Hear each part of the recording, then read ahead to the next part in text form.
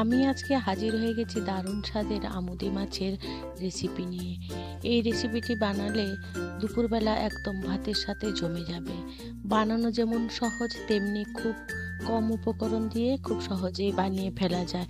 অনেক সময় আমাদের হাতে সময় থাকে না, তখন আমরা তাড়াতাড়ি করে এই রান্নাটা করে নিতে পারি, আর শেষ পাতে দুর্দান্ত লাগে। সবাই খেয়ে আপনার প্রশংসা করবে। বন্ধুরা, আপনারা যদি আমার মতন একবার বানান, আশা করছি আপনাদের খুব ভালো লাগবে। যেসব বন্ধুরা আমার এই রেসিপিটি দেখছেন, তাদের কাছে অনুরোধ রইল আমার এই ভিডিওটি সম্পূর্ণ দেখার জন্য।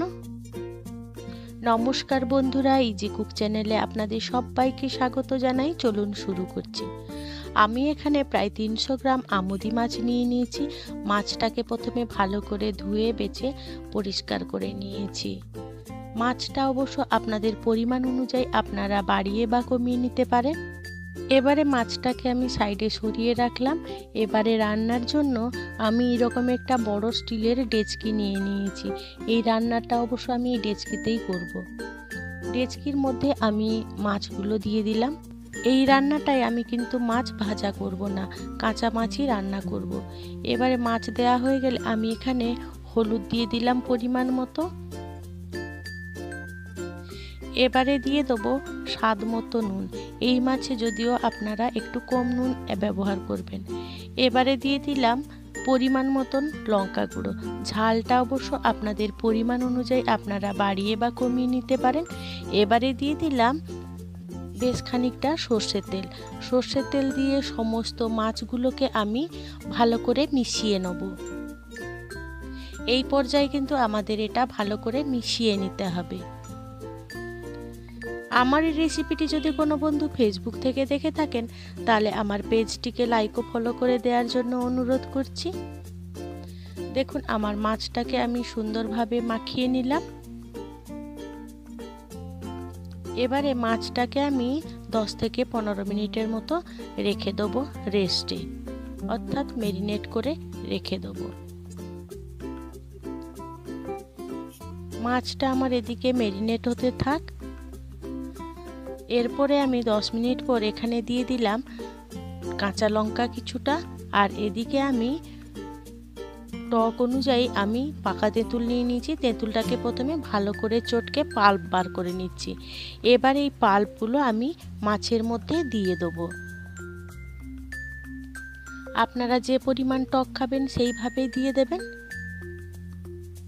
আপনারা যদি টক কম পছন্দ করেন, কম পরিমাণ তেঁতুল দেবেন, আর যদি বেশি টক খান তাহলে সেই রকম দেবেন বুঝে, আপনাদের পছন্দ অনুযায়ী বাড়িয়ে বা কমিয়ে নেবেন।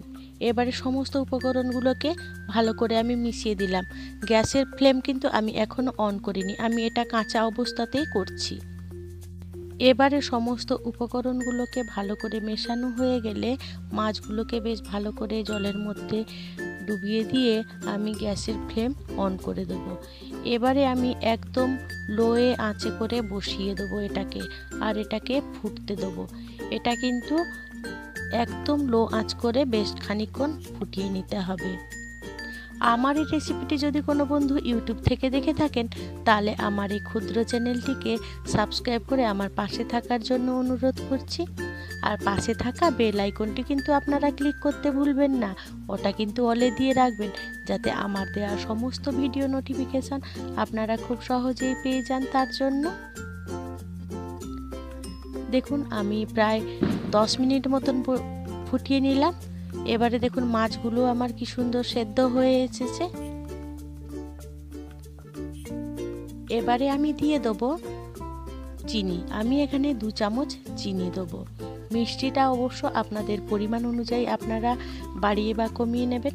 তবে এই তরকারিটা টক ঝাল মিষ্টি লাগবে, খুব ভালো লাগবে খেতে, তাই মিষ্টিটা অবশ্যই আপনারা দেবেন। এবারে চিনিটা দিয়ে আমি ভালো করে মিশিয়ে নেব, আর মাঝে মাঝে আমি কিন্তু এরকম চামচ দিয়ে নাড়তে থাকবো, যাতে কিনা মাছটা আমার নিচে লেগে না যায়। এবারে আমি উপর থেকে খানিকটা সর্ষের তেল দিয়ে দেবো। এই সর্ষের তেলের ফ্লেভারটা এই তরকারিটা কিন্তু দারুণ লাগে, তাই আপনারা কোনো রকমই মিস করবেন না। কাঁচা সর্ষের তেলটা এই তরকারিতে অবশ্যই দেবেন। এবারে আমি সর্ষের তেলটা দিয়ে ভালো করে মিশিয়ে নিলাম। আর আপনাদের দেখাচ্ছি, দেখুন মাছটা আমার কত সুন্দর হয়ে গেছে। এইভাবে আপনারা ঝটপট কোনো ভাজাভাজি ঝামেলা ছাড়া আপনারা এই রকম দারুণ একটা রেসিপি শেষ পাতে সবাইকে পরিবেশন করতে পারেন। আমার এই রান্নাটা করতে সময় লেগেছিল প্রায় 10 থেকে 15 মিনিটের মতো। যেহেতু এটা টক রেসিপি, তাই আমাদের কিন্তু এটা একটু বেশি করে ফুটিয়ে নিলে খেতে কিন্তু দুর্দান্ত হয়। কথাতেই আছে, টক ফুটলে খাঁটি, ঝোল ফুটলে মাটি। দেখুন আমার রান্নাটা হয়ে যাওয়ার পর আমি স্ট্যান্ডিং টাইমের মতো রেখে দিয়েছিলাম, তারপরে ফিরে এলাম। দেখুন কত সুন্দর হয়েছে আমার রান্নাটা। বন্ধুরা, আজকে আমার রেসিপি আপনাদের কেমন লাগলো সেটা কিন্তু কমেন্টে জানাতে ভুলবেন না। আর আপনারা কে কে আমুদি মাছ পছন্দ করেন সেটাও কিন্তু কমেন্টে জানাতে ভুলবেন না। আজকে যদি আমার রেসিপিটি আপনাদের ভালো লেগে থাকে, ছোট্ট একটা লাইক করে দেবেন। আপনাদের এই ছোট্ট ছোট্ট লাইক আমাকে অনেক ইন্সপায়ার করে নিত্য নতুন রেসিপি বানানোর জন্য। আর যদি খুব বেশি ভালো লেগে থাকে, বন্ধু বান্ধব কিংবা প্রিয়জনদের সাথে শেয়ার করে তাদেরও দেখার সুযোগ করে দেবেন। বন্ধুরা, আপনারা অবশ্যই একবার এই আমুদি মাছের রেসিপিটি একবার ট্রাই করবেন। আর আপনাদের সেটা কেমন লাগলো আমাকে সেটা কিন্তু কমেন্টে জানাতে ভুলবেন না। আপনাদেরকে অসংখ্য অসংখ্য ধন্যবাদ আপনাদের মহামূল্যবান সময় দিয়ে আমার এই ভিডিওটি সম্পূর্ণ দেখার জন্য।